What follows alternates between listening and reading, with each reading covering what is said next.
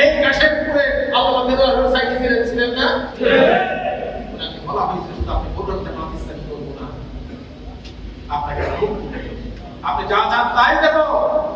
বাংলাদেশে আগামী নির্বাচন ইসলাম বিরোধী শক্তি কিংবা দেশপ্রেমিক আরো রাজনৈতিক দল একদিকে হবে জামাত ইসলামীর নেতৃত্বে। এই যে মাথা মাথা দেখছেন, এরকম অনেক ইসলামী দল জামাত ইসলামের সঙ্গে জোটবদ্ধ হতে চায়। আমরা আগামী দিনের নির্বাচনকে ইসলামের পক্ষে আমরা বিজয় লাভ করার জন্য আমরা কাজ করব ইনশাআল্লাহ। আপনার প্রতিনিধি চোর বার্তার মাইক নির্বাচিত হয়, সে যত রকম গুনাহ করবে সকল শাস্তি আপনাকে ভোগ করতে হবে। আর যদি ভালো কাজ হয় তার কথা পাবেন। প্রিয় ভাইরা, জামাত ইসলামী বাংলাদেশ একটা রাজনৈতিক সংগঠন, একটা ইসলামী আন্দোলন। তার নেতৃবৃন্দ তারা একসাথে নির্বাচন করে দুজন মন্ত্রী পেয়েছিল। এই দুইজন মন্ত্রী বাংলাদেশের বুকে এক উজ্জ্বল ইতিহাস তৈরি করেছিলেন। তাদের নামে কোনো দুর্নীতি ছিল না। এই দুইজন মন্ত্রী মতিউর রহমান নিজামী এবং আলী হাসান মুজাহিদকে হত্যা করা হলো, শহীদ করে দেওয়া হলো একমাত্র কারণ তারা বুঝেছিল যদি এরা বেঁচে থাকে আগামী 10 বছর বাংলাদেশে ইসলাম কায়েম হবে, আগামী বাংলাদেশে কল্যাণমূলক রাষ্ট্র কায়েম হবে। প্রতিনিধি দেশ ইসলামী শক্তি বাংলাদেশ থেকে আর কোনো জিনিস পাচার করতে পারবে না। এই পাচার করার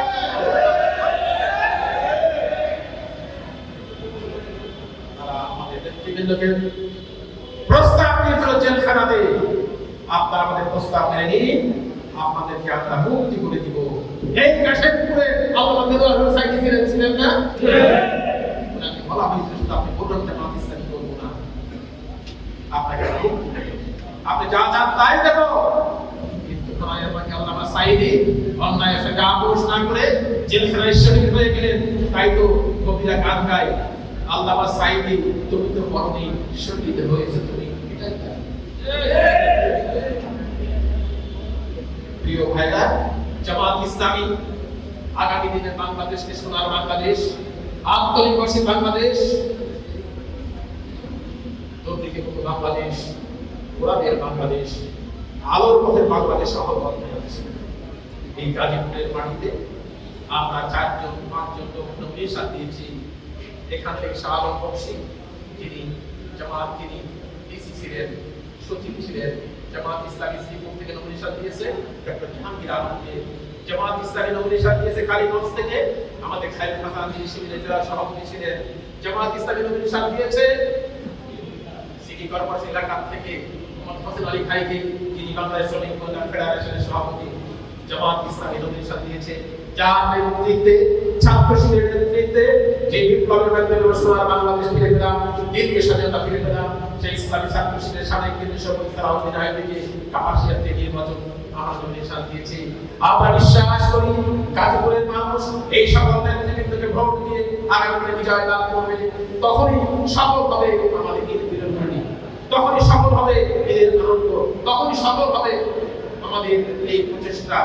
আল্লাহ রাসূল সাল্লাল্লাহু আলাইহি ওয়াসাল্লাম দুনিয়াতে এসেছিলেন শুধু এই ইসলামী সমাজ কায়েম করে। উনি দুনিয়ার মানুষকে দেখিয়েছেন ইসলাম দুনিয়াতে আসলে শান্তি প্রতিষ্ঠা হয়।